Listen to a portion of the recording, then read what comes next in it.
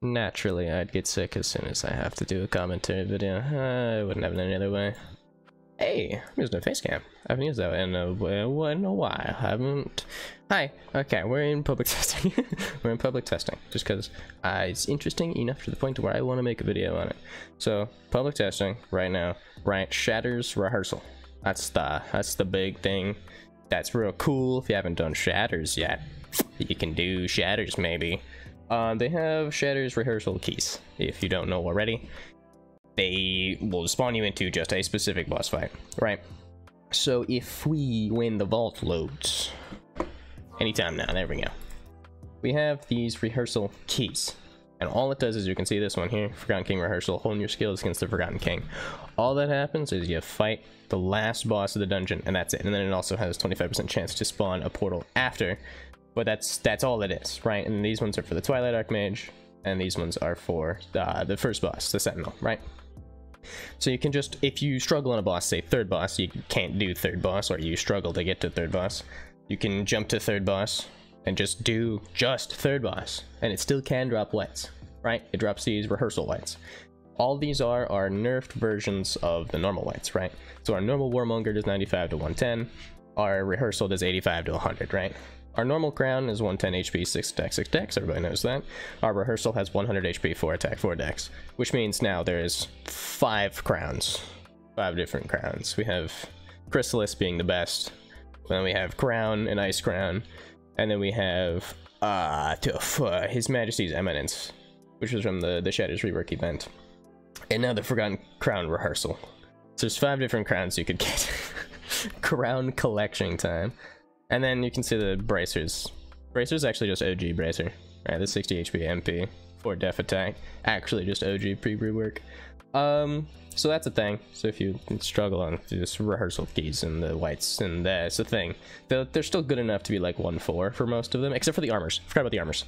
The armors are exactly the same, but they all lose their on-hit proc. Right, so the stats of the robe are the same, but it doesn't have that 125 vitality on hit. That's same for Cuirass and the vest as well.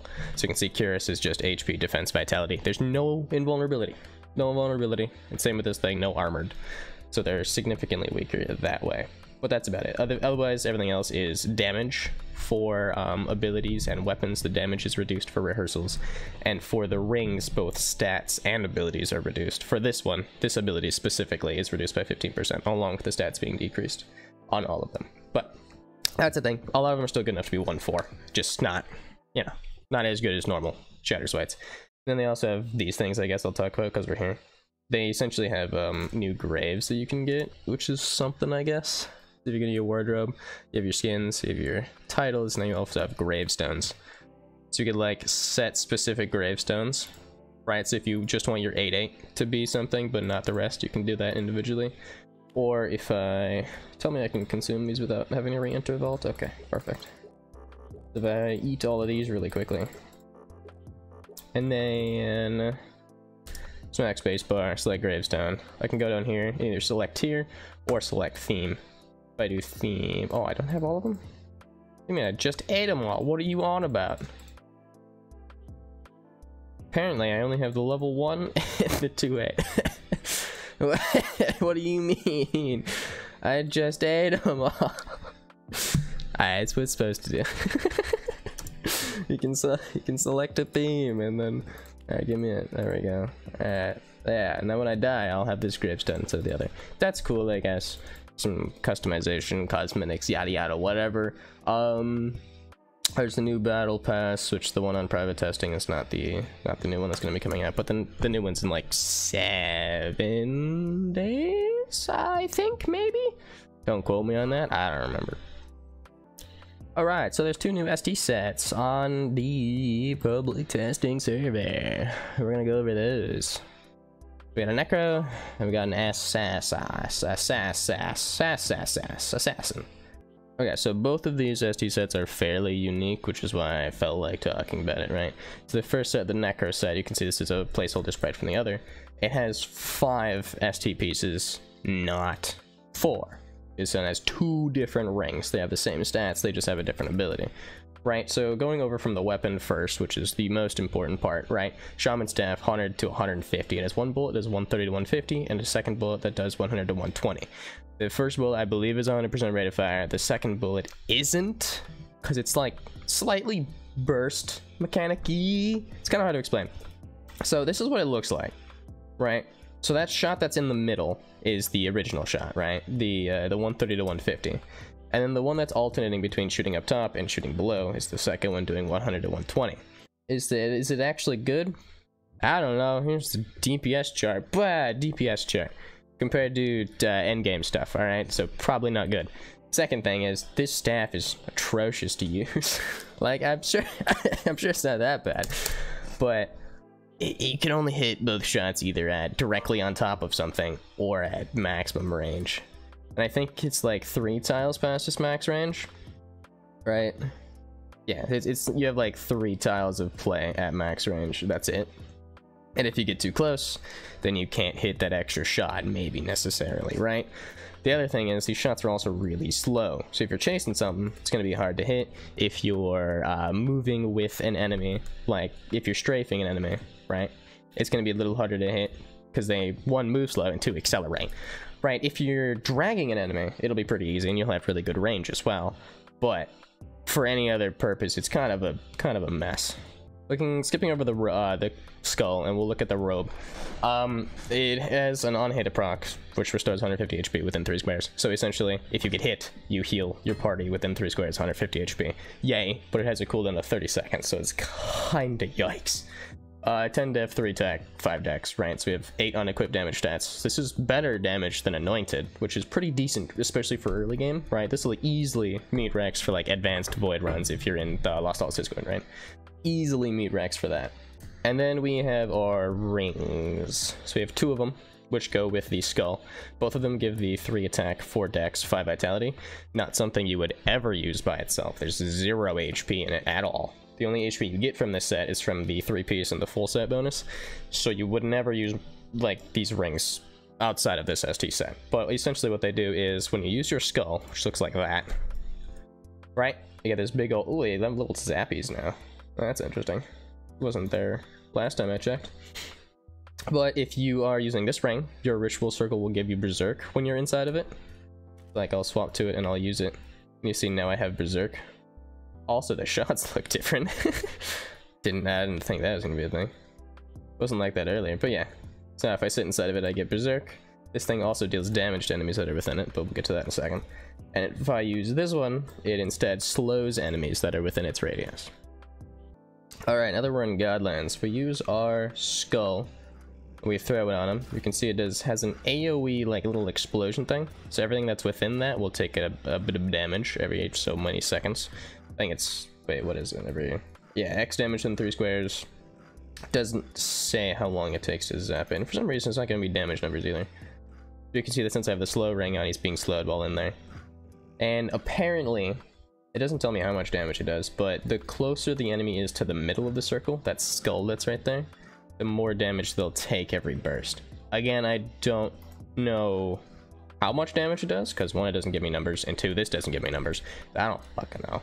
But in terms of end-game usability, as far as I can see, it has a 6-second cooldown, which means you can't spam this. The other thing is that it costs 150 MP, which is a lot. It's not really that big of a problem on a Necro. You have a lot of MP. But that along with the 6-second cooldown, this wouldn't be something that you can use on a moving target ever, naturally, since it has to stay within that radius. But you also want it to stay directly in the middle to take maximum damage. Again, I don't know what that maximum damage is, but it apparently exists. I wouldn't necessarily say this is something I'd use. I mean, the whole ST set is pretty interesting. But I don't think I'd ever use that skull ever. Especially because it's damage over time, right? So it's like a Genesis spell. Things have to stay within that radius long enough to actually take damage. It's not like using a Memento Mori where I just click, the damage is there, right? That's the good thing about Memento Mori. You can just keep clicking and keep getting more and more and more damage. Burst damage is king in this game. The more damage you can deal in a very small amount of time is what gets your main DPS. That's why wizards are so fucking good. Got insane burst damage. Since this isn't burst damage, I don't know exactly how good it is, and it only deals damage within that circle. So if they go outside the circle, it doesn't deal damage. So it's not like it's that terribly good for clearing either. Like it's working, but it's doing almost no damage to these gods. Like the fact that it takes 2 clicks to get rid of Ent Ancients and 3 to get rid of a Medusa is pretty sad. I'm assuming those damage numbers are suspect to change. But that's 4 clicks to get rid of a Medusa. That's pretty bad. That's pretty bad. Alright, looking at the assassin set. We'll start with the ring. 4 to 4 speed, 6 attack. Trash! Trash! Don't touch this thing, alright? Let's use it with the full set. Actual garbage. The robe, or not robe, it's essentially a robe. The medium armor, 12 defense, 5 speed, 6 def. Pretty trash defense, but really high on speed and attack, so it's actually pretty solid. But very low on defense compared to most other tiered ones, if that matters to you. And the only HP you get on this set is from its full, all 4-piece full set equip. You get a whole 50 HP, right? So only end up with 77 HP, or 770 HP. It's kind of yikers. But the weapon and the ability, or should I say the weapon ability and the ability weapon, are very weird. So first of all, we're talking about the ability first, right? It's a makeshift blowpipe, right? 140, 160 damage, shoots more darts based on how many pieces of the set that you wear, and it gives 6 attack on equip, right? So if I have the full set and I click, see I have 1 dart, and there's a poison there. I have 1 dart, and then I have 3 darts that follow after it. Those 3 darts are from the extra 3 pieces of the set that I have on, right? So you can see that it does 150 armor pierce, and then it did the, oh, it doesn't actually say the numbers on this one. Before, like yesterday when I was playing on it, on the private testing, it showed me numbers for those. I don't remember what they are, because I thought it would stay, so I didn't make a mental note or anything, but they do more damage than the original, the initial shot, the initial armor piercing shot. They do more damage by a bit. This is also very spammable because it only costs 60 MP, and Assassin has a lot of MP now, so you can spam it pretty well. Now the reason why I call this an ability, or the ability of the weapon and the weapon the ability, is because the weapon is a poison. So if I click, I throw a poison. So that's a thing, I guess. So if you turn on auto fire, you just start throwing poisons. Now it doesn't throw directly at your cursor, it has a max range, and it always throws at that max range no matter where your cursor is. Right, so you can see, so I want to run around, I just started poisoning everything, because my poison is my weapon and my weapon is my poison. Ow. Okay, so damage this guy, 1180 with 401 on impact. Now you can see it's a rate of fire of 40%. Naturally, it's a poison, be kind of OP if you had that higher rate of fire. But it has a damage boost of 80%, and that's because it doesn't stack with other poisons, right? So you can't land the poison, and then the next poison you land has an additional 80% damage. It's only 80% extra damage for the blowpipe, right? So essentially, your blowpipe is your dagger, and your dagger is your poison. So that's something. I don't know how good this will be, because since your weapon's a damn poison, if you're strafing anything, the poison takes so long to come out. It's not even on my screen when it's landing, and when I'm moving forward, it's landing behind me. So you can't hit anything unless it's like standing still. It's a weird ST set, but the poison does stack with both attack and dexterity. Dexterity just increases the rate of fire, and the actual poison damage is attack mod, which is why it's pink there, right? So the more attack you have, which is why the set has so much goddamn attack, the more attack you have, the more damage the poison does. It's not whiz modded, it's attack modded. So that's at least useful, but I could not tell you how useful this thing is, especially in end game. I'm gonna say it's fucking useless. But for mid game, I guess if you want to run around with a lot of poisons, it's an option. It's an option. Alright, one last thing to check out, and that is the new dungeon. Oh, it's here. Sulphurous Wetlands. A new dungeon. Supposed to be like a mid-game dungeon, somewhere around the level of like D-Docs and W-Lab. This is what it looks like when you enter. I kind of already know how to do this. So there's this guy right here, which is actually a boss. You can't fight him yet. Excuse me, you can't fight him yet. But you can later. So right now, we can rush over to this guy and kill him. There is slow in this dungeon, and all this green stuff hoits pretty fast too, so it's kind of a yikers. There is slow, there is curse. Is it hard to rush? I don't know, I haven't done it yet. I'm about to. It's exposed too, apparently. Wouldn't necessarily say it's hard to rush. Yeah, this guy looks cool. It's like a Drake put on steroids. 75 armor pierce? Oh, he died. Okay, well, I didn't mean to kill him, but he died. There's also a new consumable that drops from a chest. See if I can find it somewhere, but I probably won't. Oh, I'm sorry, did you just come alive? I don't have an HP bar either. Oh, look, it's the slime guy. Did they hurt? It kinda. 85 and slow. It doesn't feel like the worst in the world, but wouldn't say it's good. That guy looks cool. What do you do? Damage 59. You probably hurt anything that isn't a knight. Moving on. Where are we going? This way? I continue. It seems very linear. Like, the rooms are very linear. They look weird. The rooms look weird, but they're positioned very linearly. It's either up or down or left or right. That's it. From the looks of it here, at least. Can I stun any of these things? No, it's me. Anyway, boss. Here's this guy. That's the first boss. It's pretty easy to rush to be perfectly honest with you. Unless I just get, like, really good spawns or something. 100,000 HP. Ow! Not entirely sure how good melee is for this dungeon. I saw something about it, and it looked kind of not super melee friendly.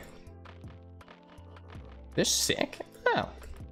Which one's sicken? These sicken? No, that's just 2 damage. Did the directional shot sicken? The directional shot sicken. Okay. That's not a very melee friendly phase. We have a shape rotate phase, and there's some stuff on the outside now. There's a lot of shots that just kind of get thrown at you quickly. So priests will be pretty useful here, I'm guessing. I guess a lot of different shots. They don't really do much damage, but for a curious knight, I'm assuming it'll be a little tougher. They're just throwing a bunch of stuff out from the outside. A lot of armor pierce in this dungeon. 125 armor pierce. 45 AP. What do these do? Yeah, those are the 45s. What do these do? Ow. Wait, what was that? I didn't see. Do those explode? Those definitely explode. Alright, cool. Okay. Vit and G attack. I don't know what potions it drops, to be perfectly honest with you. Because all the Godlands dungeons have specific drops. I don't know what this ones are, but there's Vit and there's G attack. If I had to guess, make an assumption, I'm guessing that that first boss might be able to drop like any of the rainbows in a single pot. And then any of the rainbows as a G pot other than life and mana. That's what makes sense to me, at least. Since all the other G pots are kind of already, oh, I'm sorry, you exploded. Since all the other G pots are kind of already accounted for in their various dungeons. And there's this yellow guy. Once you kill the first boss, there's this yellow thing that appears. That is the thing you have to kill to enable the second boss, or tea room, I guess. I don't know if you can do it first or not. This is the yellow thing you gotta kill. Murder it. Yeah, I can stun it, thank God. Murder it, and then that guy wakes up. Warped and ancient. Oh, hi, there you are. I didn't load for a second. T9 Tachi's dead. Away. What do you do? That reminds me of the first boss from Thicket. Except that I'm shooting the guy. I'm sorry, there's an arrow. Do I go this way? Maybe not. Those do a lot of fucking damage. Okay, so it looks like you want to be in the direction of that and just dodge as you go, because those ones all explode at the outside. Is he already dead? Oh. Okay. Defense, Vit, Sulfuric Concoction, Berserk for 4 seconds, minus 50 Vit for 4 seconds. Wild.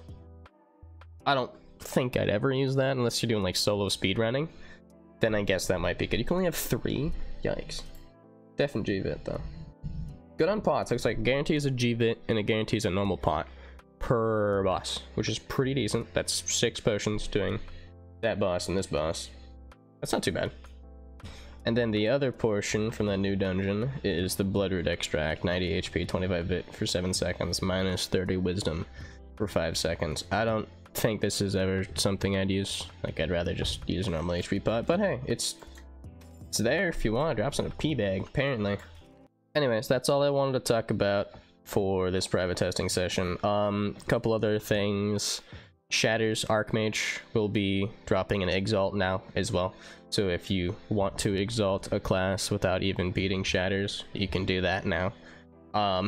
course, you can do it twice as fast if you do King afterwards, but technically, you can just be Archmage and get the hell out of there if that's the thing you want to do. And then the noob thing, right? The noob thing. This noob thing. It's not appearing. This noob thing. This thing. It's kind of cool. It's like a tip thing. When you hover over something that a noob would see, or a noob wouldn't know about, then this thing pops up and it kind of tells you a little bit of information about it. So that's cool that they're doing something for the beginner early game experience, because yikes, it's really bad. There's at least something now. You still need a new tutorial, but it's a start.